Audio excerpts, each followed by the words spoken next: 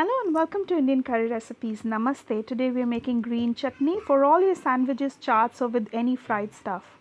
You'll need 1 bunch of coriander leaves, half cup water, 1 inch of ginger, 2 to 3 green chilies, mint leaves, salt as per taste, half lime and 4 pods of garlic.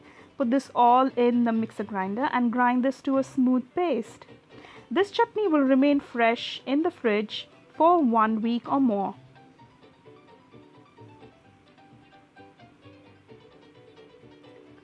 It's a simple to follow recipe.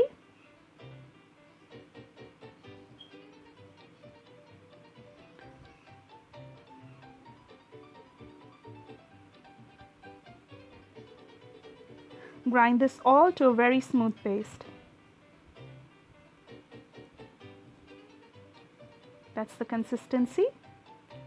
Thank you so much for watching. Do subscribe to Indian Curry Recipes for more recipes, new updates. Thank you. Bye.